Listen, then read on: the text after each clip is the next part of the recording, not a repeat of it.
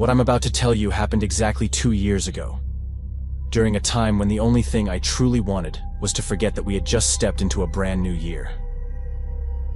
I've always hated this period, and I should make it clear that it was never due to a lack of family support or people to spend New Year's with. Since quite the opposite, New Year's has always been a festive, loud, and genuinely joyful time in my family, full of food, laughter, and tradition.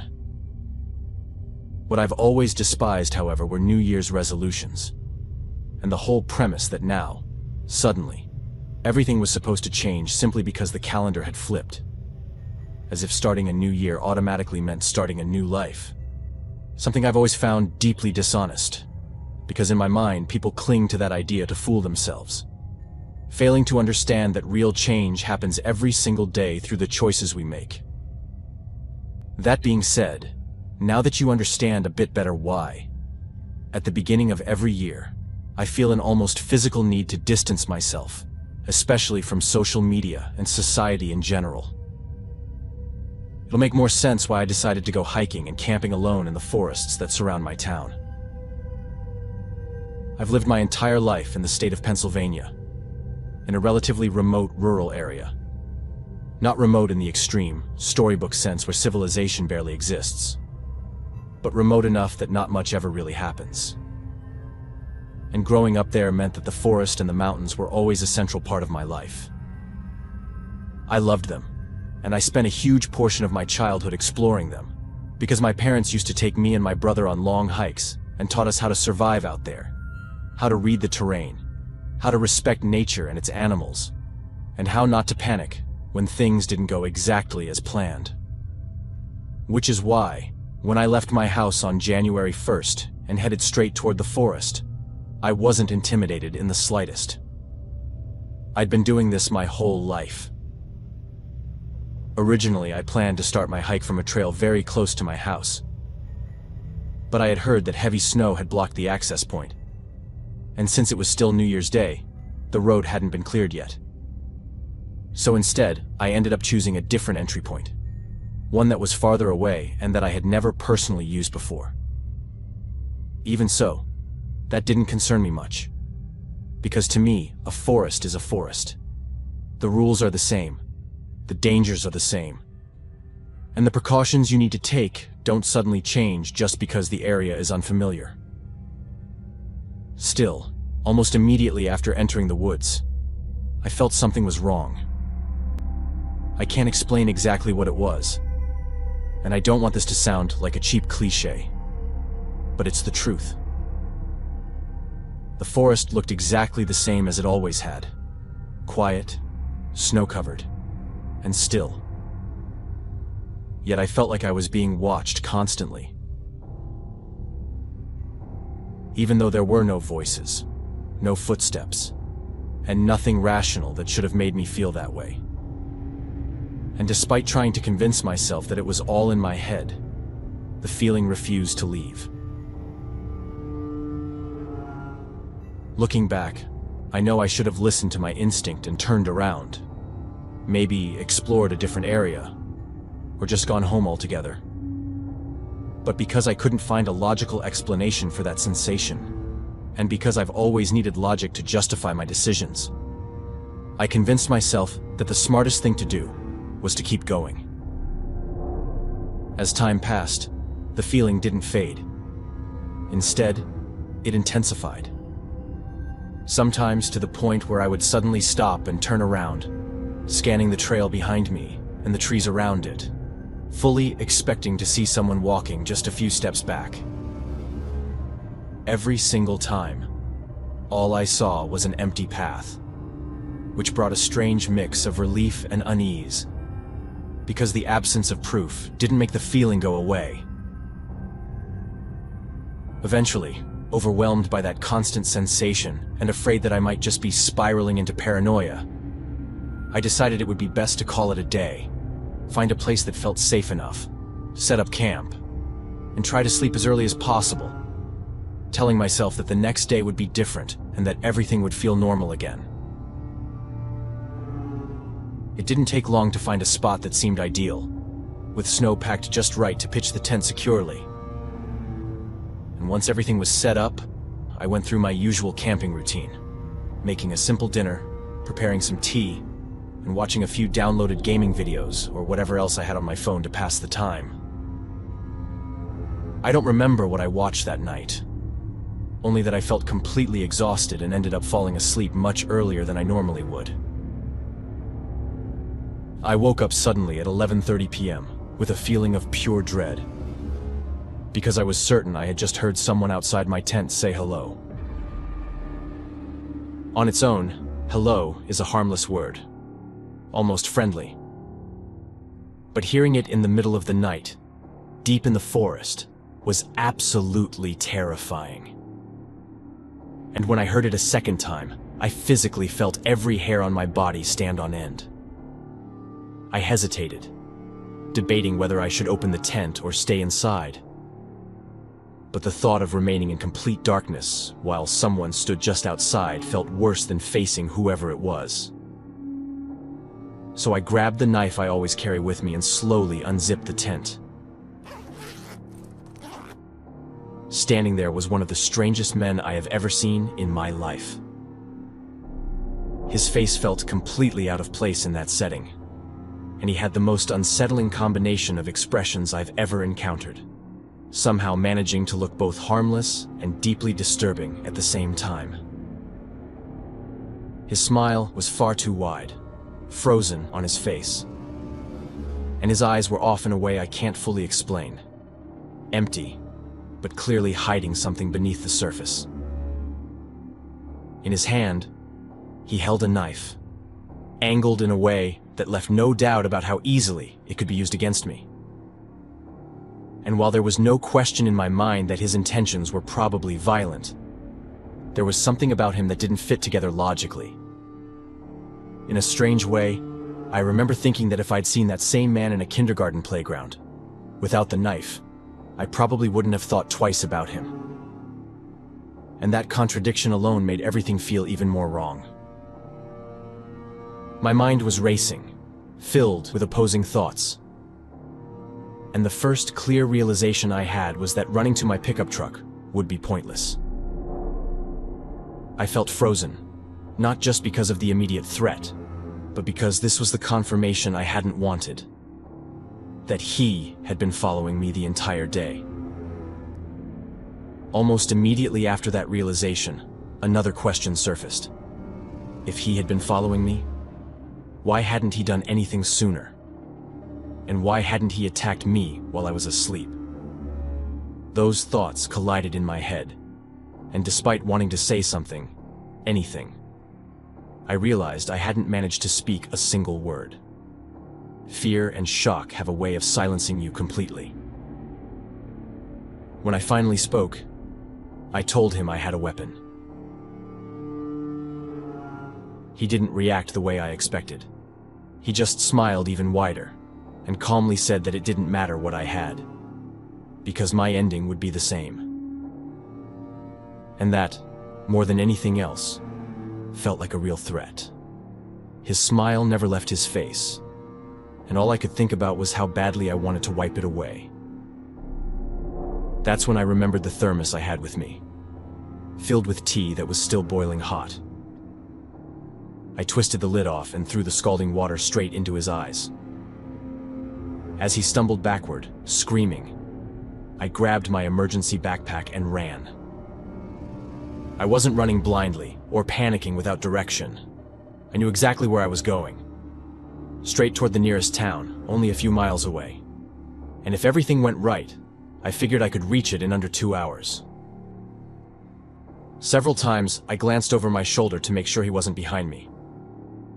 But deep down, I already knew he wasn't chasing me. I was almost certain I had blinded him. And even if I hadn't, he would have been disoriented and unsure of which direction I'd gone. When I finally reached the town, I called the police and immediately went to a motel I knew would still be open at that hour. And when I explained that I just needed a safe place to wait for the police, the staff were incredibly kind and did everything they could to help. The police were just as supportive. They took my statement and drove me home.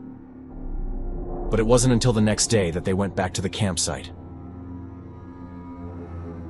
By then, my tent had been completely destroyed, and several of my belongings were missing. It was obvious that, frustrated by the fact that he hadn't caught me, he had taken his anger out on my things. But none of that mattered to me. I was simply grateful to be alive, and I couldn't help but hope that maybe, by escaping, I had prevented him from doing the same thing to someone else. No trace of the man was ever found, and even though the investigation is technically still open, there have been no developments to this day. I suspect I'll never know what that man truly wanted, or whether I left him with a permanent injury. But one thing I do know for certain is that I never went camping alone again. From that day on, I always make sure to bring at least 2 friends with me.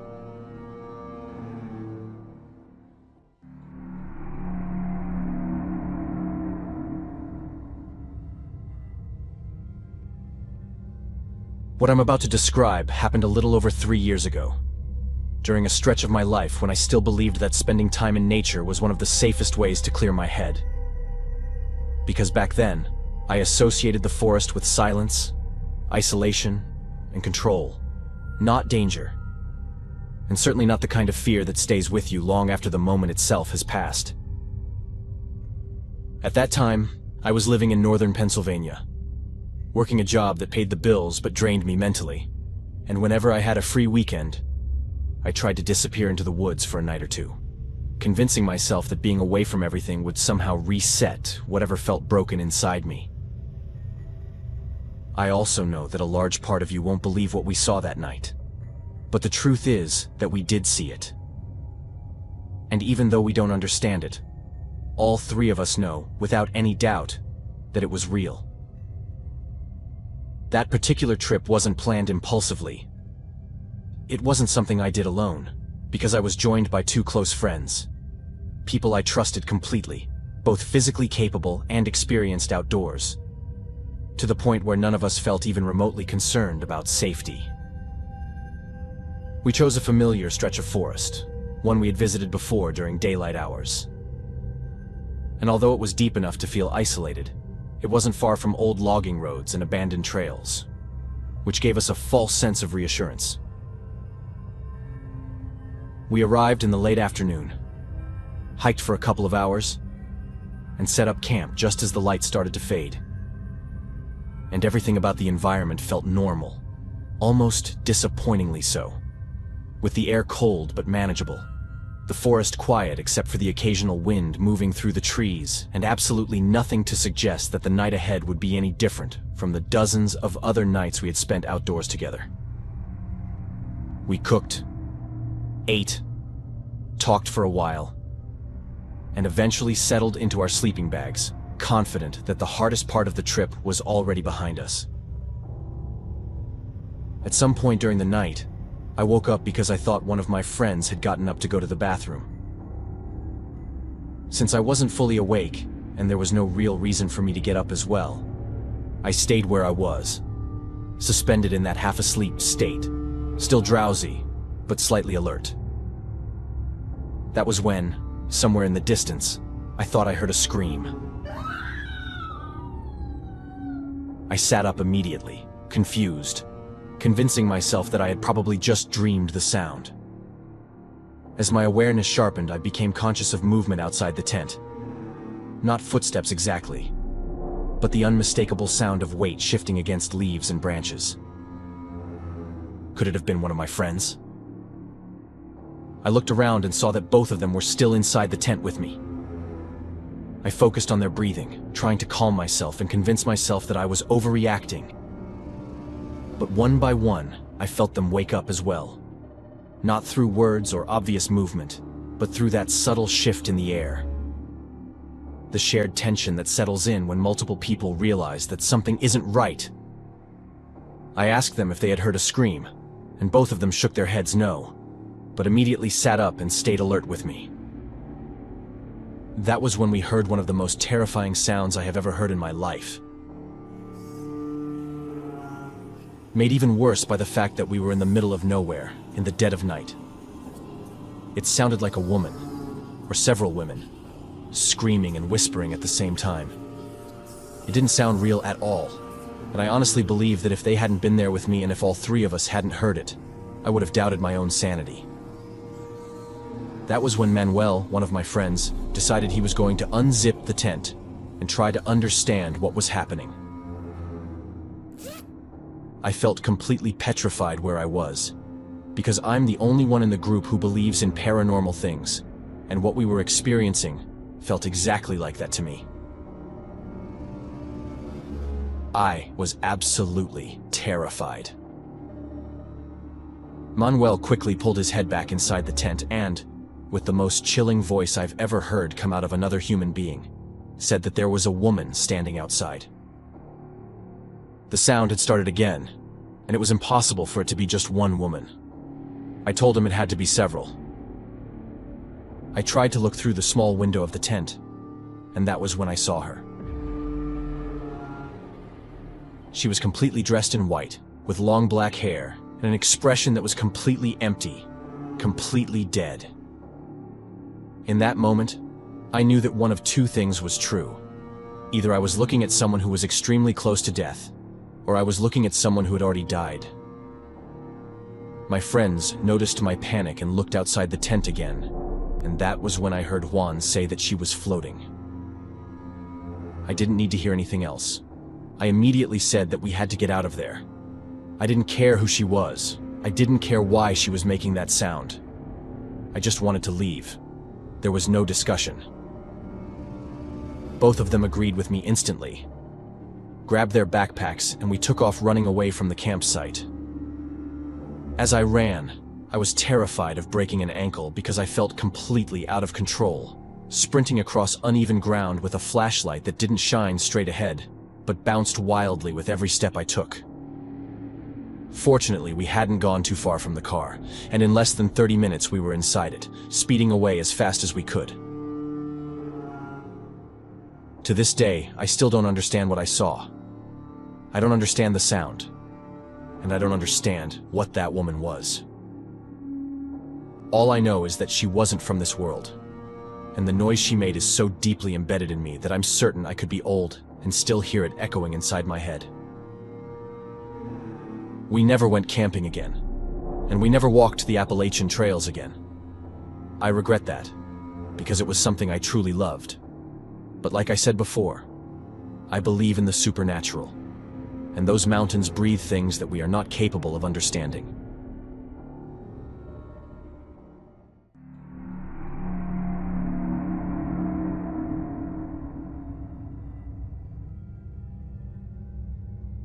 What I'm about to share happened when I was 11 years old, in a part of my life that should have been defined by safety, routine, and family traditions, but instead became the foundation of a fear that followed me quietly into adulthood.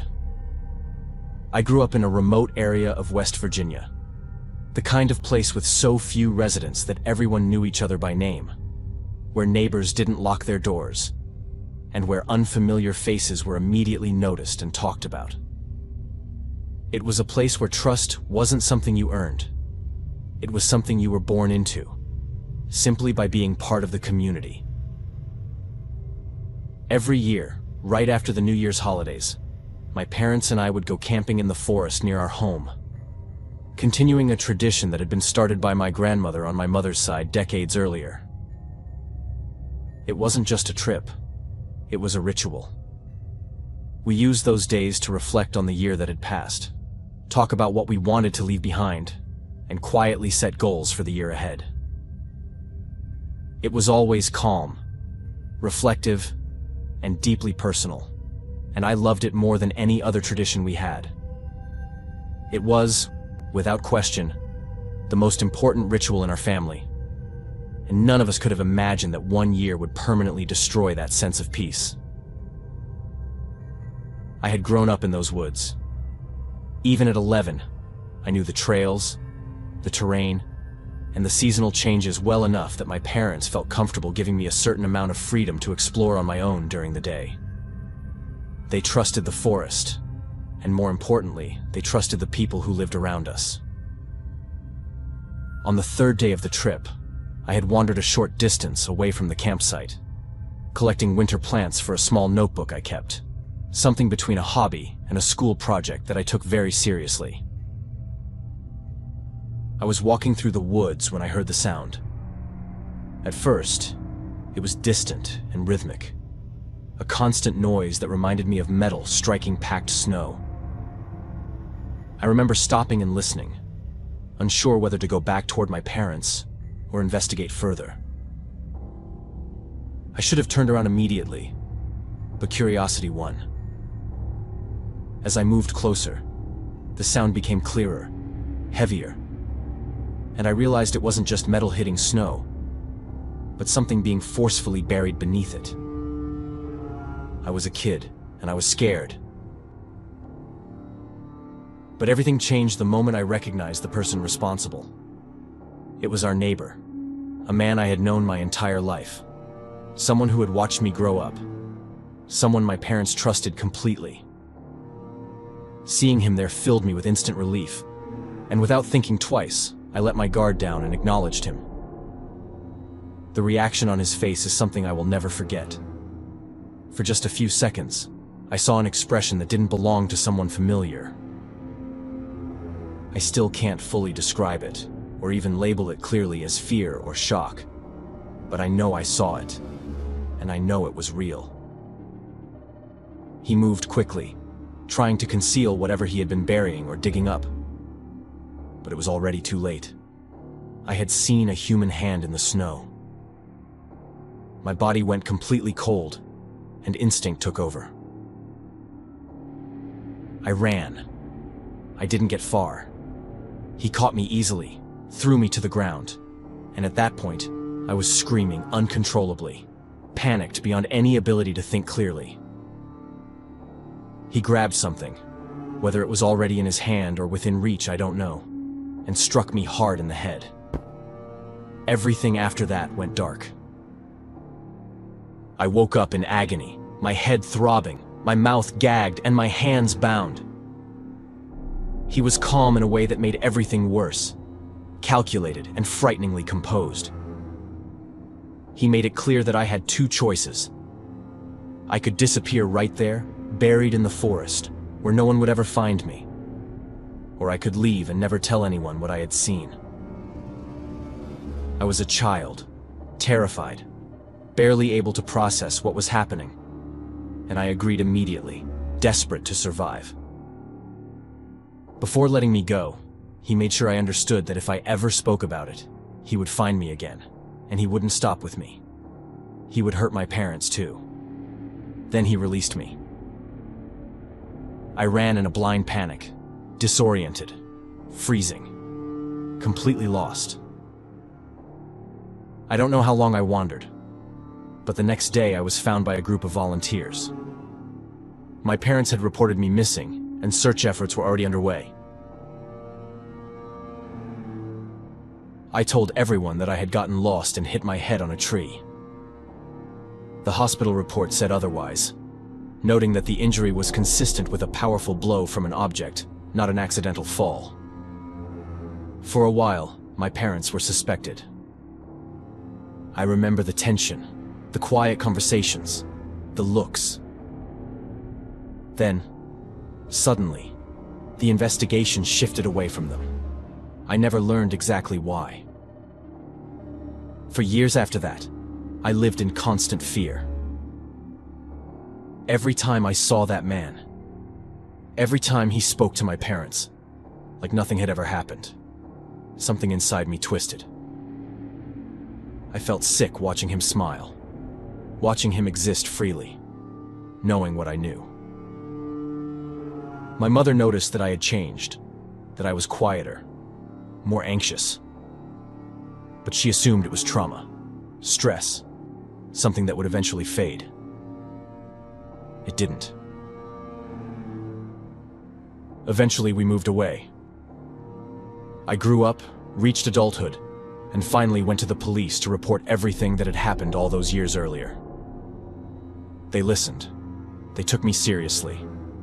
But without evidence, without a body, without proof, there was nothing they could do. 2 days ago, as I'm writing this, I learned that he was found dead inside his home. The police still don't know exactly what happened, but in a place like that, things don't happen without reason. It feels like a reckoning, like unfinished business finally catching up to him. I don't feel relief. Not exactly. But for the first time in decades, I feel the possibility of peace. And after a lifetime of fear, that feels like something I've earned.